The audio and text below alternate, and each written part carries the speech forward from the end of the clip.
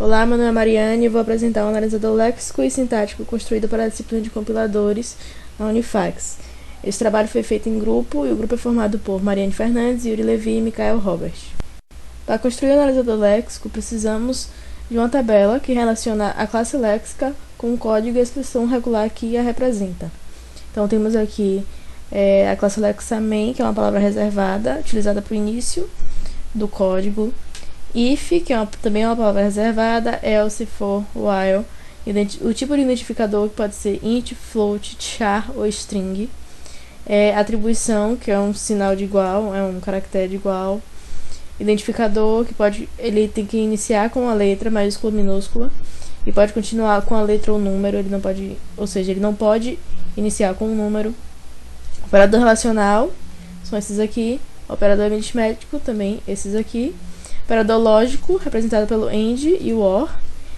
O inteiro, né, que é um valor de 0 a 9 repetido múltiplas vezes, pode ter ou não o sinal de negativo. Da mesma forma, o float pode ter ou não o sinal de negativo. 0 ou 9 repetido várias vezes. E ele também, ou ele apresenta vazio, ou ele apresenta um ponto e as suas casas decimais. A gente tem uma string, que ela é cercada pelas aspas, né? E temos também as classes elásticas de abrir, fechar parêntese, abrir chave, fechar chaves e o delimitador de linha, que é o ponto e vírgula. Esse é o nosso analisador léxico. Ele é feito em Python, o léxico e o sintático são feitos em Python. Então, no início desse a gente tem alguns métodos, e no início a gente começa definindo arrays que vão armazenar nossos lexemas, nossos tokens, a nossa tabela de símbolos e uma tabela de palavras reservadas. Essa tabela de palavras reservadas é definida nesse método definir palavras reservadas, e aí que a gente vai ter o main, abre chaves, fecha chaves, tudo que for palavra reservada na nossa linguagem, né, na nossa gramática. Depois disso a gente instancia nosso arquivo para leitura, nosso arquivo de código fonte, cria o arquivo de tokens, o arquivo sequência tokens, que será usado no analisador sintático, cria nossa tabela de símbolos, cria também o arquivo para a tabela de símbolos. A gente lê essa string código, terá tudo que foi lido do arquivo código fonte, esse arquivo aqui. E depois a gente define nossos lexemas. Como é que a gente faz isso? A gente tem um método chamado tratar texto código, que a gente passa esse código que foi lido. O que é que a gente tem nesse método tratar texto código? A gente vai ter tudo que simboliza espaço em branco, representado por esse _s. Então, tabulação, pular linha, que é _m, próprio espaço em si, tudo isso é representado pelo _s. E a gente vai substituir tudo que for isso por espaço. Então, se aqui a gente tem um código fonte que é mais ou menos assim, depois daquela operação a gente teria isso. Tudo que for pular linha, tabulação, vai ser substituído por um espaço. E depois a gente pode, como a gente pode ter sequências de vários espaços, a gente vai substituir essas sequências de vários espaços por um espaço só. Então aqui, por exemplo, se eu tivesse meu texto final ficasse assim, eu substituiria todo esse espaço por um espaço só. Todo esse espaço por um espaço só. Certo? O que eu faço depois? Eu vou usar essa função split para quebrar minha string, né, essa minha string de código, no espaço. E aí quando eu quebro, esse espaço não é incluído. Então, depois do split, eu teria um código pelo menos assim. Ele faz o split, retirando e separando, eu teria um array desse jeito. E assim por diante. Certo? Aí eu retorno esse lexema e agora eu tenho um array só de lexemas, com todos os meus lexemas.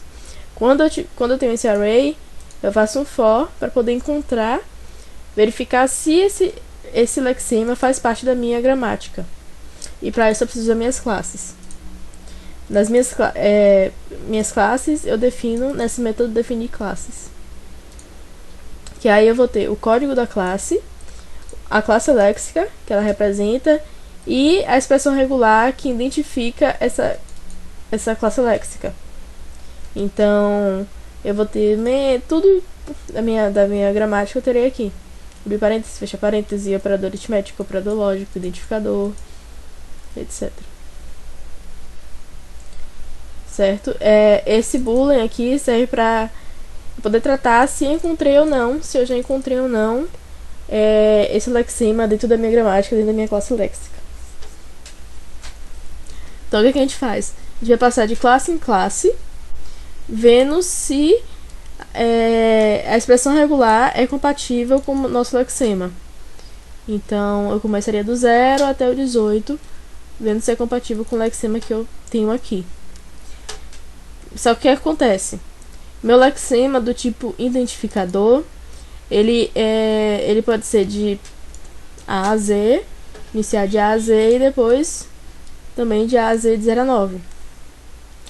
Mas eu tenho palavras reservadas. Por exemplo, o if, o else são palavras reservadas que se encaixam nessa regra, mas que por ser reservadas não pode ser usada como identificador. Aí o que é que eu tenho? Se a classe que eu encontrar for diferente de 7, tudo bem, eu já posso incluir esse token no meu array de tokens. E aí eu coloco que a classe que eu encontrei, que eu já encontrei a classe, né? O boolean que define que eu já encontrei a classe. Agora, se não for, eu vou verificar também se ele não está dentro do array de palavras reservadas. Porque se ele tiver, ele não pode, certo? Aí pronto, eu verifico se ele não está, tudo bem, ele vai entrar aqui, vai dizer que encontrou a classe léxica dele, que vai ser realmente o 7. E aí eu vejo se ele também já não está na tabela de símbolos. Se ele não está na tabela de símbolos, eu vou criar meu token, certo? E apensar esse meu lexema na tabela de símbolo. No meu token eu passo o valor, o ID, né, dele na tabela de símbolos. Agora, se ele já está na tabela de símbolos, eu só preciso ver qual é o índice dele na tabela de símbolos. Eu não preciso colocar ele lá novamente. E aqui é porque eu uso esse meu boolean, né? Se ele terminar como false, quer dizer que eu não encontrei nenhuma classe. Aí eu emito uma mensagem dizendo que esse lexema não foi identificado. Bom, feito isso, identificado todos os lexemas ou não, o programa irá imprimir os tokens e armazenar na tabela de tokens, no arquivo de tokens e no arquivo de símbolo. Irei demonstrar agora a execução do analisador léxico. Ele gera os tokens e a tabela de símbolos, para esse exemplo que eu mostrei. Se eu incluo algo que não é reconhecido pela minha gramática, ele irá gerar o erro. Nesse caso ele gerou lexema, esse aqui, não foi identificado. Para o nosso analisador sintático, a gente gerou essa gramática com as nossas regras sintáticas. Temos a regra inicial, que é S, que inicia com main, o corpo do programa, expressão booleana, expressão aritmética, declaração, atribuição, operador lógico, operador relacional, operador aritmético, valor, inteiro, float, string e id. Essa gramática foi a nossa inicial. A gente precisou fazer algumas alterações, como remover a recursividade à esquerda, fazer a fatoração à esquerda e substituir a classe léxicas a classe final, o final. E por fim simplificar. Ao final, a gente gerou também a nossa tabela de first, como temos aqui, e nossa tabela de follow. Isso tudo para gerar nossa tabela preditiva, que são as regras que a gente usou para construir o analisador sintático. Dentro dessas regras, a gente precisou fazer alguns tratamentos para ambiguidade.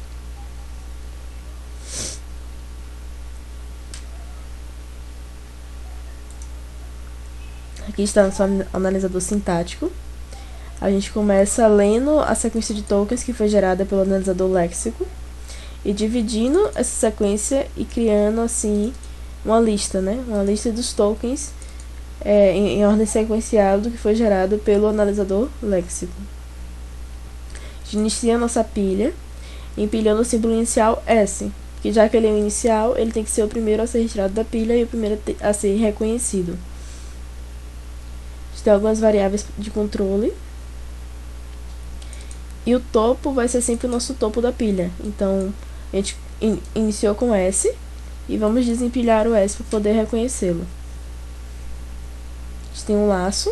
A gente vai passar de token por token, aqueles tokens gerados pelo léxico, e verificar se a gente encontra o símbolo final, que a gente usou como símbolo final, e o token é o símbolo final, o topo e o token é o símbolo final, a gente diz que subentende que está no fim da execução e que a palavra foi reconhecida. Se o topo é o símbolo final e o token, né, o topo que está na pilha e o token que está na nossa lista nesse exato momento não for o símbolo final, é um erro, né? A pilha é totalmente consumida, porém a lista de leximas ainda possui elementos, certo? Então a gente vai ler nosso token. E aí temos também aqui, a gente vai verificar se eles forem iguais, isso significa que deu match, né? Que uns representa o outro.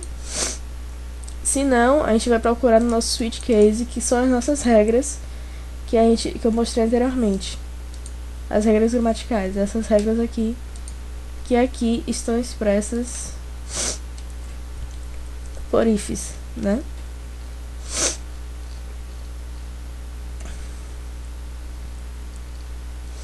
A gente tem um if para cada expressão daquela. E aí esse método switch case, ele retorna um boolean, que é para dizer se foi encontrado no switch case ou não, certo? Se ele não foi encontrado, quer dizer, se o topo não é igual ao token e também não foi encontrado no switch case, isso é um erro, quer dizer que o token não é compatível com a gramática. Então o que a gente faz? A gente interrompe esse laço e interrompe também o laço do for. Agora, senão ele continua a execução. Ele foi encontrado, tudo bem. Ele continua o laço desempilhando até terminar e encontrar o caractere de fim de arquivo. E no final a gente imprime quais foram as produções geradas. Deixa eu só mostrar que as nossas produções geradas incluídas em uma pilha, sempre que uma produção é dado match, né? Sempre que essa produção é substituída. Vou mostrar a execução. Bom, tem aqui a sequência de tokens gerados no exemplo anterior.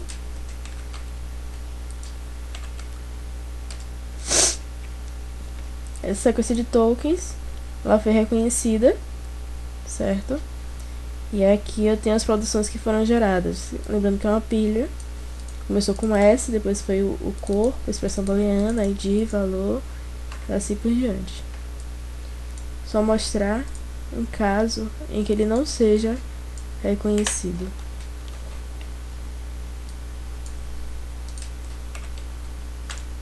Opa, ele vai dar erro. Token não compatível com a gramática.